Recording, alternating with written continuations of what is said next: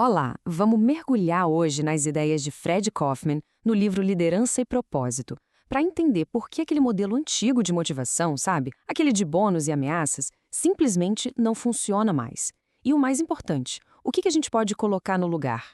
E para começar, tem uma frase do psiquiatra Viktor Frankl, que é, assim, a chave de tudo que a gente vai conversar. Ele diz que o sucesso de verdade não é algo que a gente persegue, ele acontece. É um efeito colateral de quando a gente se dedica a uma causa que é maior que nós mesmos. Guarda essa ideia porque ela vale para a vida e, como vamos ver, vale muito para as empresas também. Então, o nosso roteiro de hoje é este aqui. Primeiro, a gente vai entender essa tal crise de motivação. Depois, vamos ver uma mudança radical de como enxergar as pessoas.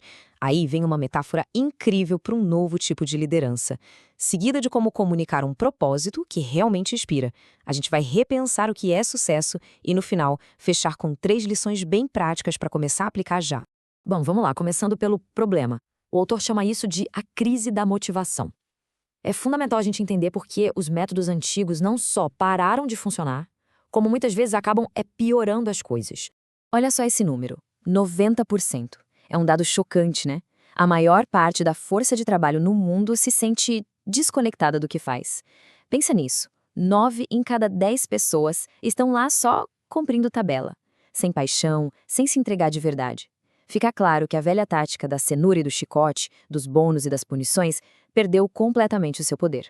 E para resolver essa crise, a gente precisa de uma mudança de perspectiva. Uma mudança fundamental na forma como as organizações enxergam as pessoas. A proposta é parar de tratar a gente como recurso e começar a ver seres humanos completos. A mentalidade antiga é essa aí. As pessoas são vistas como peças de uma grande máquina. São os tais recursos humanos que precisam ser gerenciados, otimizados para máxima eficiência. Essa visão ignora totalmente o lado emocional e, principalmente, a busca humana por um sentido maior naquilo que se faz. Já a nova mentalidade de liderança enxerga as pessoas como seres conscientes. Seres que querem conectar o seu trabalho a um propósito nobre.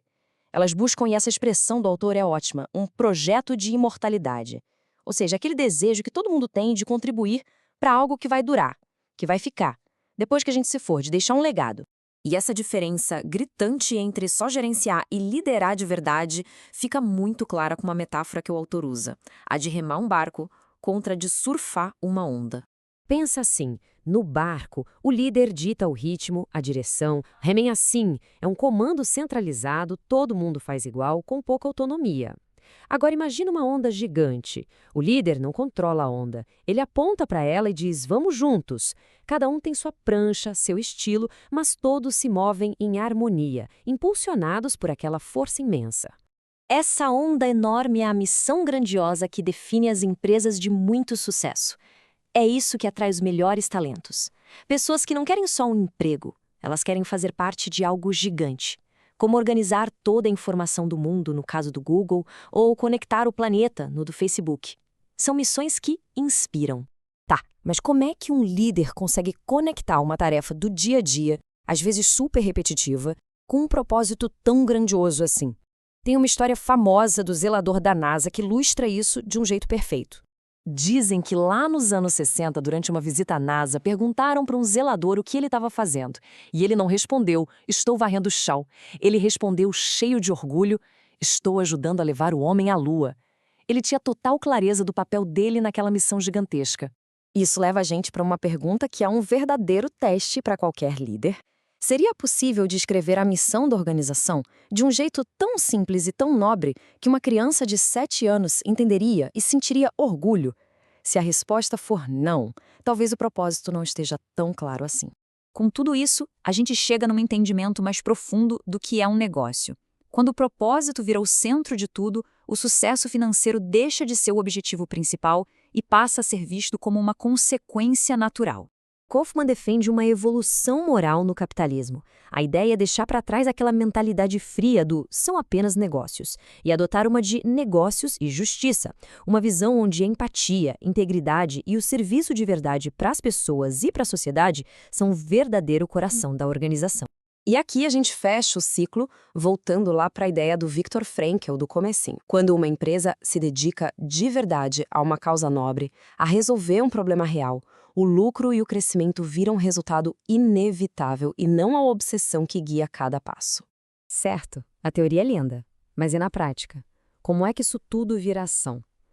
O livro nos deixa com 3 lições fundamentais para qualquer líder que queira liderar com propósito de verdade. Primeiro, defina e, mais importante, viva esse propósito nobre. Comunique isso o tempo todo. Segundo, não queira só obediência, busque o comprometimento apaixonado. Mostre como o trabalho de cada pessoa contribui para a missão maior. E terceiro, incentive a autonomia. Desafie todo mundo a ser dono das próprias escolhas, a parar de se ver como vítima das circunstâncias. E para a gente terminar, fica essa pergunta, que volta lá para a nossa metáfora central.